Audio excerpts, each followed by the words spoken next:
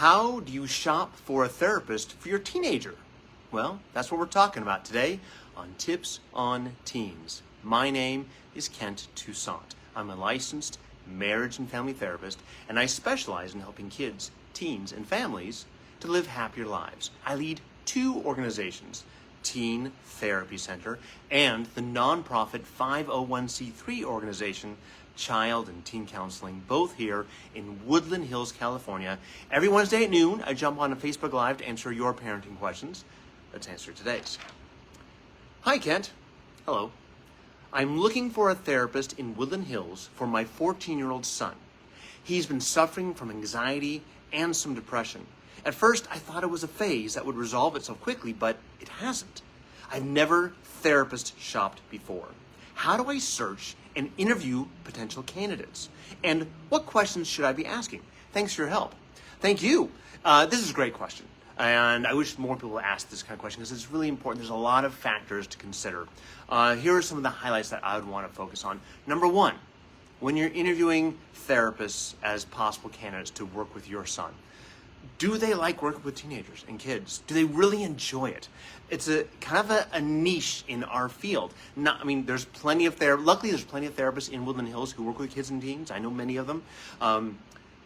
But not every therapist wants to work with kids and teens. So you want to make sure that this person has experience and knowledge and enjoys working with teens and understands teenage resistance. A lot of times we get new clients in and they don't want to be here at first. And how do you work through that so they go, okay, I'll come back, and they, to build that rapport and that trust. It's different than working with an adult.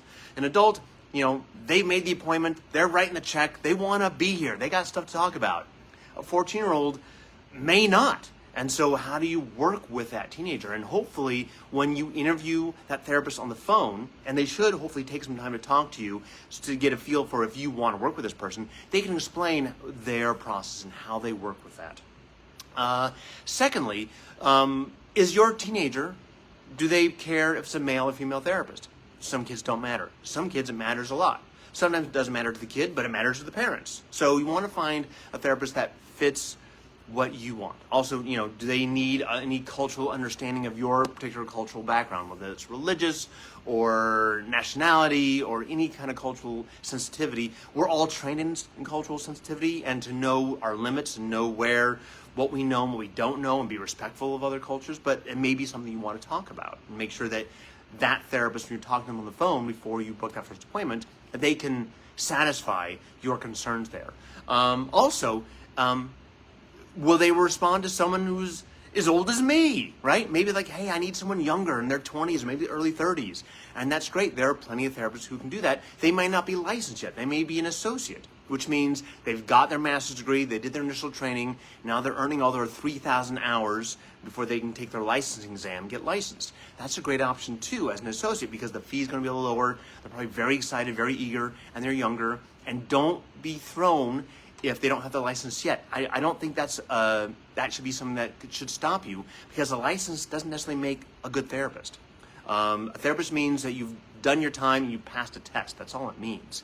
There are plenty of people who are pre-licensed, working toward their licensure, who have wonderful supervision, who are really good therapists. So make sure you do the interview process to find out, is this person going to relate to your kid well? Also, is your kid going to relate better to someone in person, better than online? There's plenty of therapists online, especially since COVID. There's a lot of therapists who are on insurance who are doing all online, which is great because it offers affordability and mobility for people to see a therapist. But problem is, online it may create a distance between your son and your therapist. I find, in my personal point of view, in my work, I much prefer to meet in person. I feel we do much better work. Not that we can't do good work online, but I think it's much richer and it's more effective in person because you have so many things at your fingertips. You have art supplies, you have all your games, you got the basketball hoop. You have that close interaction, and it's not on a screen. Also, when the kids are on screens, they start putting up other windows and watching YouTube and all this stuff, and that can be a distraction. What other else should you know?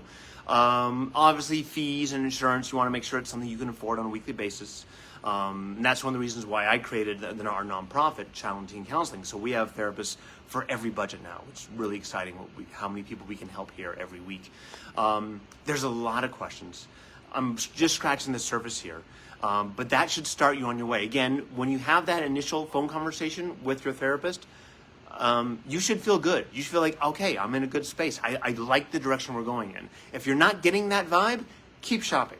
And again, there's a lot of therapists in Woodland Hills who focus on kids and teens. There's not just one.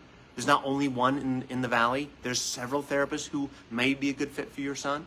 So interview several and make an informed choice the best you can. And you know, a therapist can't give you referrals for other clients because they can't breach that confidentiality. But maybe if you have a friend who's seen a therapist, maybe that friend can say, hey, we worked with this therapist and that therapist really helped our family. That could help too. Anyways, that's our big question for today. Thank you so much. We love your questions. Keep them coming. I will not be here next Wednesday, so we're no Tips on Teen next week, but we should be back afterwards. Hope you guys are all having a wonderful Hanukkah and getting ready for a great Christmas and New Year's and Kwanzaa and every other holiday that we have in December.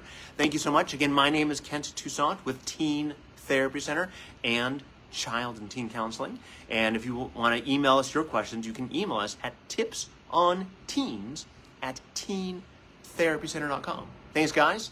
Have a great day. Bye-bye.